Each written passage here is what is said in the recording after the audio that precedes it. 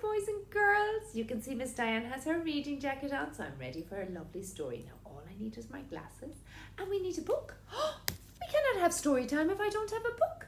I have found a really nice book for today, and I hope you like it as much as I do. Well, I showed you. Are you ready? How about this one? Beauty and the Beast. Let's read this together. Okay, I put on my glasses and we can start. Let's see. I haven't read this for so long, boys and girls. Once upon a time, there was a family with 6 children. They all had different hobbies. This got quite expensive for their parents. Do you see here, all the children, they're all doing different fun things. Somebody's liking to paint, somebody likes, she likes to water the plants and stuff, and he likes to play with the animals. But they all have different hobbies. Let's find out what happens in this lovely, lovely story. Luckily, their father was a rich merchant. Well, quite rich. Well, a little bit rich. Oh no, there goes the rest of my hats. The entire family had to sell everything they owned and move to a tiny cottage in the woods. You see what happened? You see, this boat sunk and all of his goods were on it. And now he doesn't have any money. He's going to have to find a different job. Let's see what he finds. Beauty's father went into town to try to make money, but he had no luck. As he rode back poor and alone, he had to take shelter in a castle. There he found delicious food and a cozy place to rest. Yet the castle seemed to have no owner. You see, he sat down. At least he had something nice to eat. As he left the next morning, the merchant picked a rose from the castle's garden to take it to his daughter, Beauty. Eek! Oh dear, what has he just seen? Let's have a look. Oh dear. How dare you steal from my garden? Bellowed the Beast.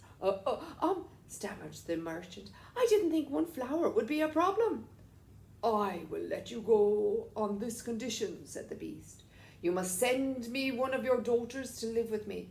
I won't eat her, as long as she's not the one with the trombone. Oh, there's one daughter he doesn't like so much.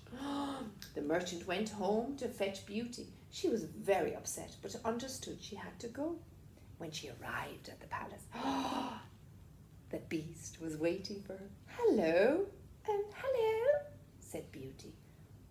Welcome to your new home, Beauty, said the Beast. She looked at him. He was huge and very hairy, but although she was scared inside, she didn't show it, and the Beast smiled at her. Oh, I can't see what's on the next page. The Beast had prepared a wonderful bedroom for Beauty, but she missed her father so much that she barely noticed. She fell asleep, hoping to dream of home.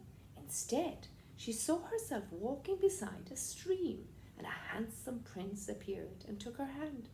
Please don't leave me, he begged. Save me from this terrible spell. What spell? Beauty replied, but the prince didn't answer. Do you see the handsome prince? The next day, Beauty explored the castle.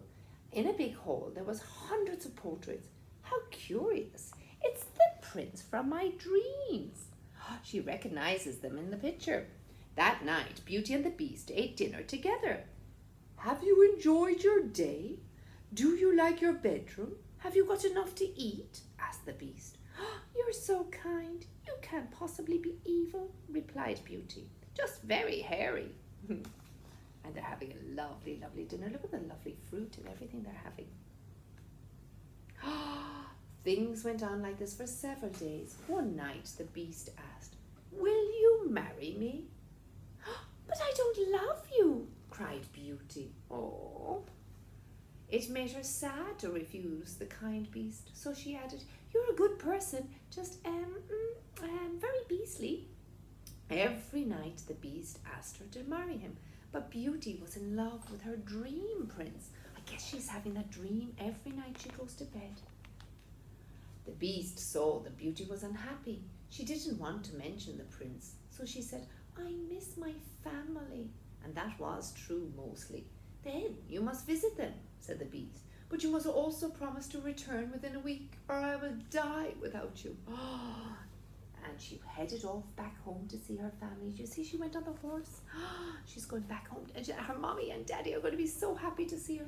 Beauty's family were overjoyed to see her, and the week passed very quickly. But she never once dreamed of the prince. At first she had wonderful dreams, but then one night, I dreamt my beast was dead. What if it's true? Cried Beauty. She had to get back to the castle. You see here, she's dreaming about him. Oh no! She rushed out the door the next day. She packed her bags and went all the way back to the palace. Beauty searched the castle from top to bottom. Eventually, she went down to the end of the garden, and there she found the geese. This is my fault! Beauty tried everything she could to help him, but nothing worked. At last, in deep despair, she began to cry. When her tears struck the beast's body, a marvelous thing happened. Do you see how sad? She's so sad, and she's lying on the beast, and she's, it's all my fault. I'm so sorry. Oh no. He came back to life. I was dying because I thought you'd forgotten your promise, said the beast. But you returned. Will you marry me? Oh yes, oh yes, oh yes, dear beast, Beauty cried. Suddenly the beast began to glow with a magical light. When the light faded, her prince stood before her. A cruel witch had turned me into a beast, he explained. I've been so lonely, but your true love has broken the spell. Do you see? He's her handsome prince from her dreams.